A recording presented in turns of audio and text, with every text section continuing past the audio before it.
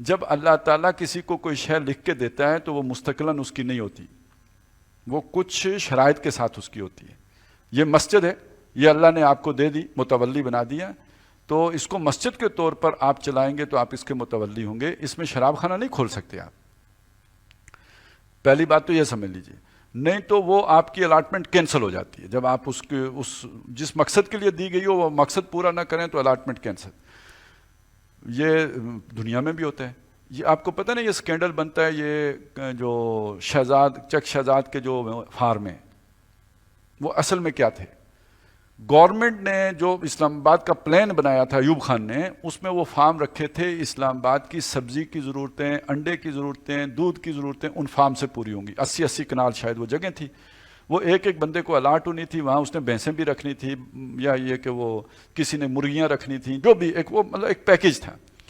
اور اس نے وہ جو بھی وہاں اگانا تھا یا جو بھی دودھ لینا تھا یا جو انڈے پیدا کرنے تھے یا جو پولٹری کرنی تھی وہ ساری اسلام آباد میں سپلائی کرنی تھی۔ یہ تھا پلان۔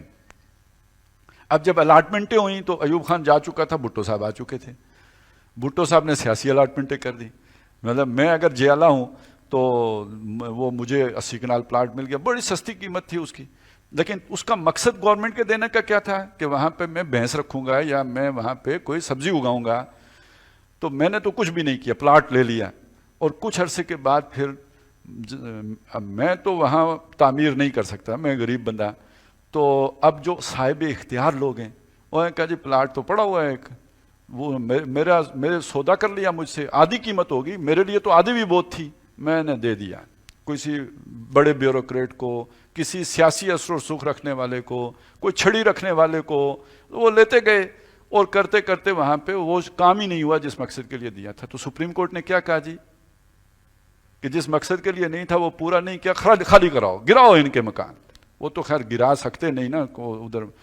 آگے بڑے ڈنڈے والے ہیں، بڑے منہ والے ہیں، بڑے دانتوں والے ہیں بلکہ کہنا چاہیے، تو وہ تو ہوا نہیں، لیکن قانون کا تقاضا یہ تھا کہ گرائے جائیں۔ اسی طرح سمجھ لیجئے کہ اللہ تعالیٰ جب کوئی شے الاٹ کرتا ہے تو اس کے ساتھ کوئی مقصد جڑا ہوتا ہے، وہ مقصد پورا کرو گے تو آپ کا حق رہے گا، مقصد پورا نہیں کرو گے تو آپ کا حق سلب ہو جائے گا۔ اگلی بات سنیے،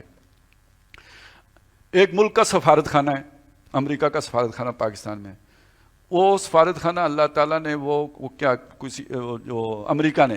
وہ ایک میڈلن البرائٹ کو لکھ کے دیا ہوا تھا، چلو بھائی تم جاؤ وہاں۔ 5 سال کے بعد اس نے نیا سفیر بھیج دیا، اب وہ البرائٹ کا ہے یا کسی نئے سفیر کا ہوگا؟ نئے سفیر کا ہے۔ تو یہ جو توحید کا مرکز ہے، یہ ارض مقدس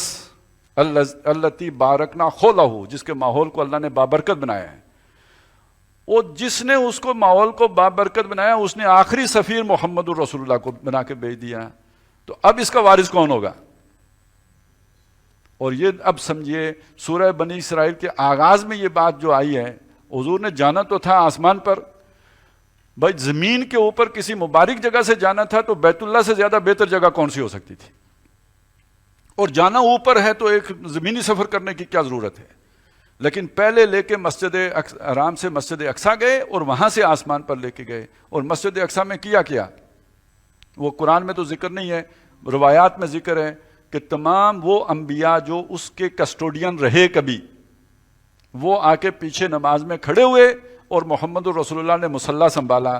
تو یہ تو عالم روحانیت میں الاٹمنٹ ہو گئی محمد الرسول اللہ کو، تو کینسر پکا والا ہو گیا یا نہیں ہو گیا؟ تو یہ اچھی طرح سمجھ لیجئے، اس آیت سے مغالطہ نہ کھائے کوئی کہ یہ یہودیوں کی جگہ، یہ یہودیوں کی جگہ نہیں رہی، یہ اللہ کی جگہ تھی۔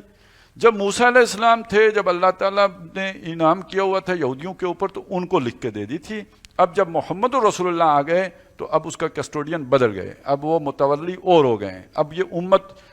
حضور کو تو لکھ کے اللہ نے ان کی زندگی میں دے دی عالم بالا میں، لیکن یہ کہ عالم تشریح میں اس پر عمل درآمد جا کے حضرت عمر رضی اللہ تعالیٰ عنہ کے دور میں ہوا۔ اور ویسے ضمناً تاریخی طور پر یہ بات بھی ذہن میں رکھیے کہ ہم نے یہودیوں سے لی بھی نہیں ہے، حضرت عمر نے یہودیوں سے نہیں لی، وہ حضور کے دور سے پہلے ہی سے وہاں سے نکالے جا چکے تھے، اللہ نے پہلے ہی نکال دیا تھا، وہ رومیوں کے ہاتھوں نکالا تھا، وہ میں نے آپ کو بتایا۔ پھر وہ رومی عیسائی ہو گئے، وہاں عیسائیوں کا قبضہ تھا، وہ عیسائیوں کا بھی مرکز ہے، حضرت مسیح علیہ السلام وہیں پیدا ہوئے ہیں، ان کا قبلہ وہاں پہ ہے، تو ہم نے تو لی ہے تو عیسائیوں سے لی ہے۔ حضرت عمر نے تو عیسائیوں سے لیے، یہودیوں سے تو نہیں لیے.